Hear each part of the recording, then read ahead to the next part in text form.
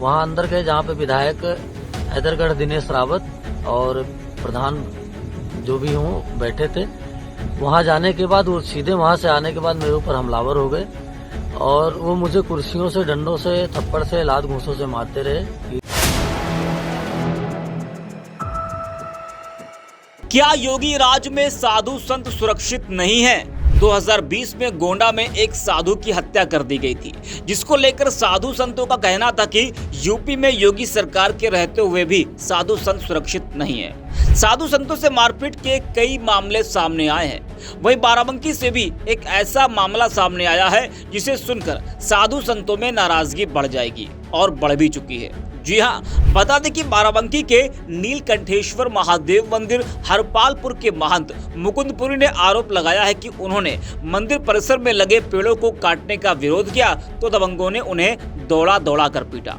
इसके अलावा पुजारी ने बताया कि बीजेपी विधायक दिनेश रावत और उनके सुरक्षा कर्मियों ने मारपीट के दौरान उन्हें नहीं बचाया और खड़े मुस्कुराते रहे। इससे आहत होकर वो एक हफ्ते में सुसाइड नोट लिखकर आत्महत्या कर लेंगे।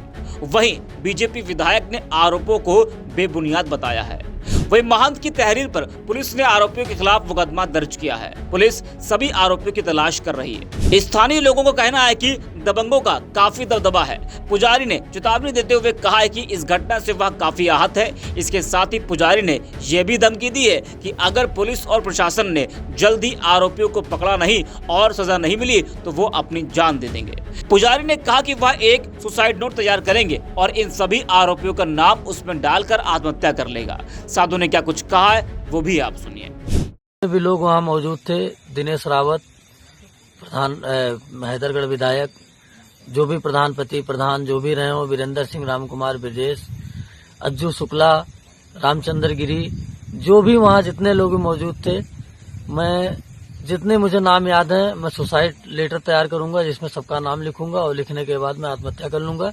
और इसमें किसी भी प्रकार का कोई किसी का दबाव नहीं है। मैं ये फैसला स्वच्छंद हृदय से लूंगा और बहुत जल्द ही निर्णय लूंगा। नाम थानापति महंत मुकुंदपुरी है। श्री राम जानकी मठ भवनियापुर किठैया में मैं निवास करता हूँ। मेरे मठ की ही एक शाखा है हरपालपुर थाना कोतवाली हैदरगढ़ के अंतर्गत।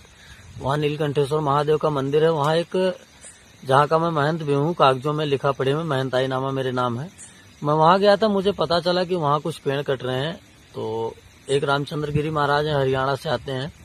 कुछ स्थानीय लोगों के साथ मिलकर वो पिछली बार भी आए थे। वो 11 लाख रुपए के पेड़ बेच के ले गए थे, जिसका ना उनके पास कोई हिसाब है न किताब है। आज फिर वो 7 लाख या 8 लाख जो भी दाम तय हुआ हो, पेड़ बेच रहे थे, पेड़ कट रहा था। मुझे सूचना मिली, मैं गया।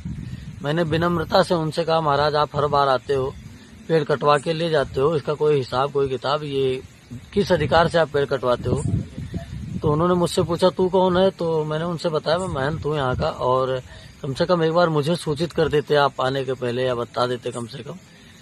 यही कह के मैं चला आया। मैंने उनसे कहा महाराज मैं यहाँ से आपको पैसे नहीं ले जाने दूंगा। आके मैं 112 नंबर डायल करके बाहर बैठ के इंतजार कर रहा था।